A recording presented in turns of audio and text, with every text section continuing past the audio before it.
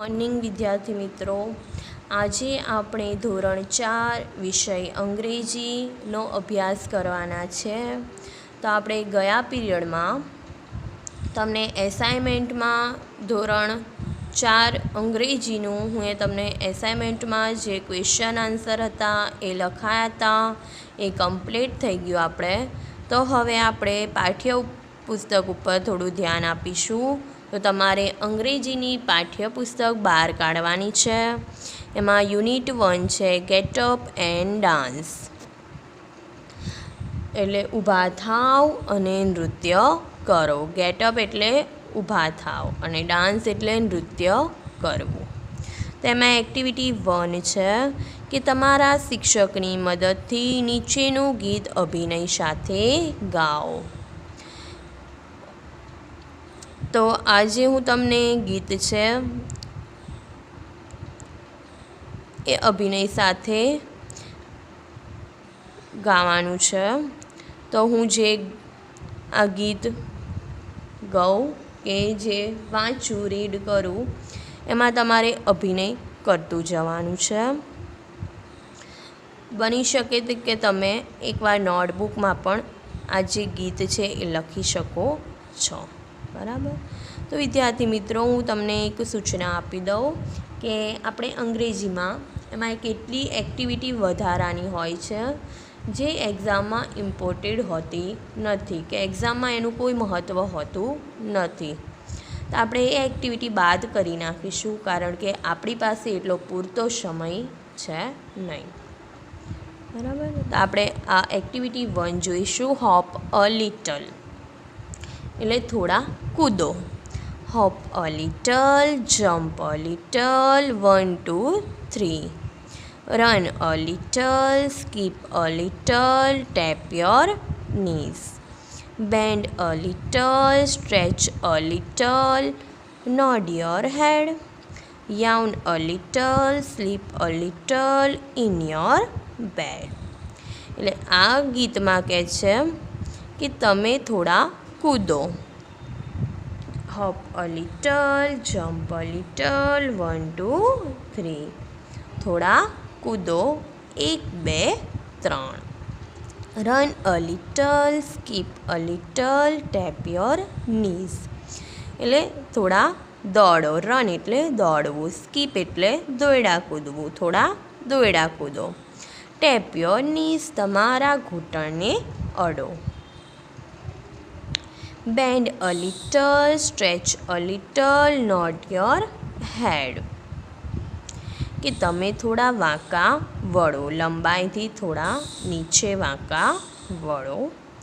Node your head, તમારું માથું હલાવો. Yawn a little, sleep a little in your bed. Yawn એટલે બગાસું ખાવું, થોડું બગાસું ખાઓ. સ્લીપ અ લિટલ એટલે થોડા ઊંઘી જાઓ. ઇન યોર બેડ, તમારી પથારીમાં. બરાબર. તો હવે આપણે પાછળનું પેજ નંબર 2 કાઢીશું.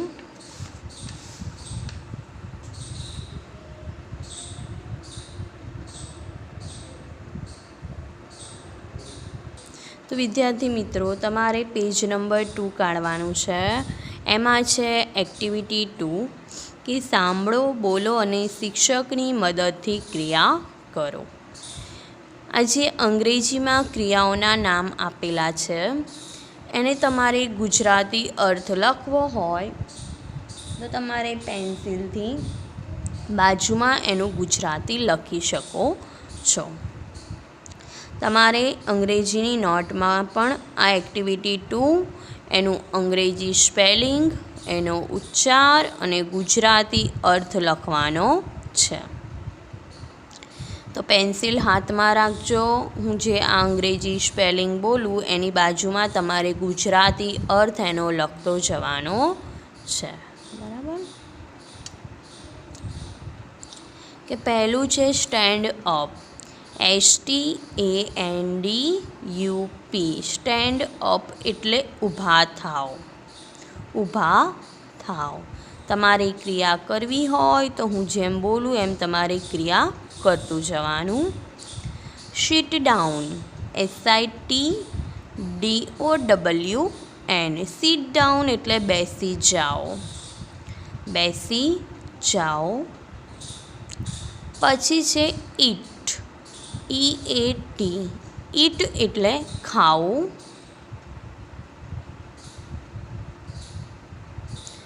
સ્લીપ, SLEEP, સ્લીપ એટલે ઊંઘવું, સૂવું. ડ્રિંક, DRINK, ડ્રિંક એટલે પીવું. આ તમારે અંગ્રેજી સ્પેલિંગ પણ એના યાદ કરવાના છે, કેમ કે ક્રિયાઓના અંગ્રેજી સ્પેલિંગ પણ પૂછાય છે અને એનો ગુજરાતી અર્થ પણ પૂછાય છે. પછી છે રન, RUN, રન એટલે દોડવું. પછી છે ટોક, TALK, ટોક એટલે વાતો કરવી. પછી છે યાઉન, YAWN, યાઉન એટલે બગાસું ખાવું. બાજુના ખાનામાં પહેલું છે લાફ, LAUGH, લાફ એટલે હસવું. સેકન્ડ છે જમ્પ, JUMP, જમ્પ એટલે કૂદવું. પછી છે ક્લેપ યોર હેન્ડ્સ એટલે તાળી પાડો, તાળી પાડો. પછી છે ક્લોઝ યોર આઈસ એટલે તમારી આંખો બંધ કરો. ક્લોઝ એટલે બંધ કરવું, આઈસ એટલે આંખો, કે તમારી આંખો બંધ કરો. શો યોર ટીથ, શો એટલે બતાવવું, દર્શાવવું. ટીથ એટલે દાંત, તમારા દાંત બતાવો.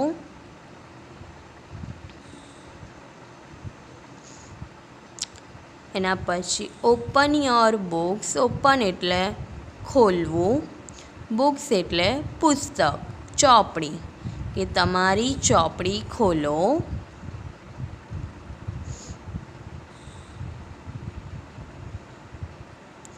પછી છે કમ હિયર, કમ હિયર એટલે અહીંયા આવો,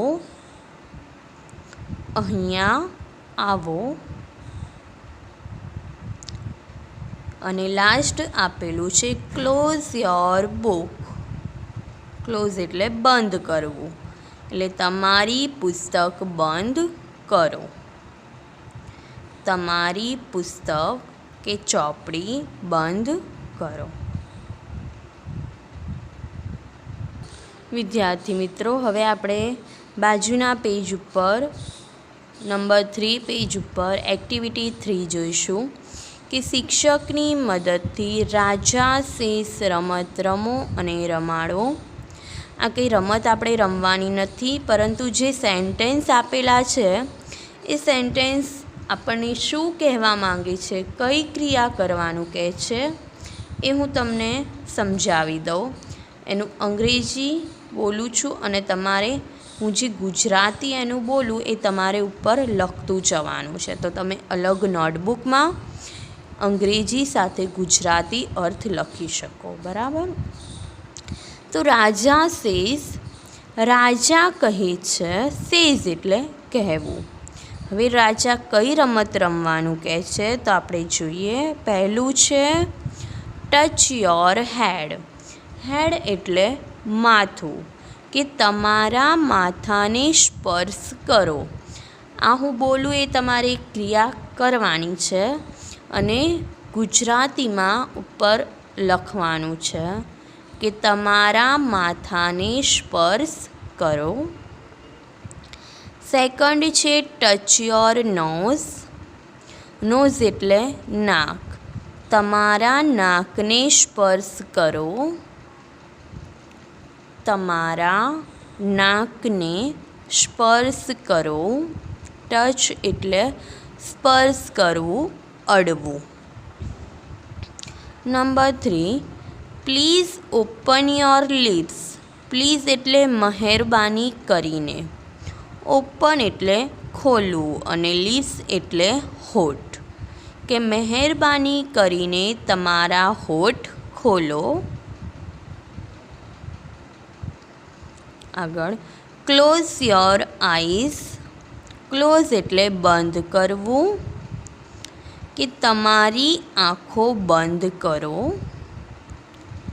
તમારી આંખો બંધ કરો. Touch your ear with left hand, કે તમારા ડાબા હાથ વડે તમારા કાનને સ્પર્શ કરો, કે ડાબા હાથ વડે તમારા કાનને સ્પર્શ કરો. એના પછી આપેલું છે put your right hand on your left shoulder.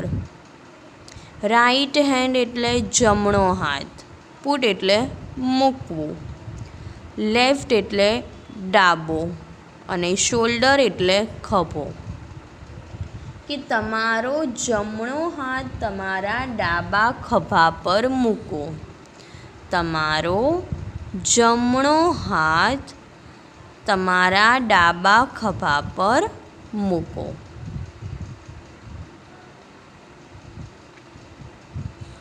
એના પછી આપેલું છે રેઝ યોર હેન્ડ્સ, એટલે તમારા હાથ ઊભા કરો. તમારા હાથ ઊભા કરો. હેન્ડ્સ એટલે હાથ.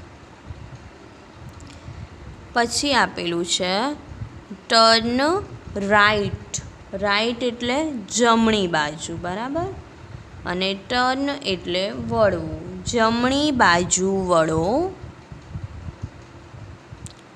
જમણી બાજુ વળો.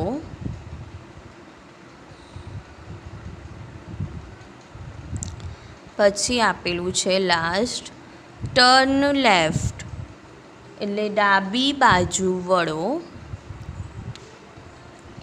લેફ્ટ એટલે ડાબી, ડાબી બાજુ વળો.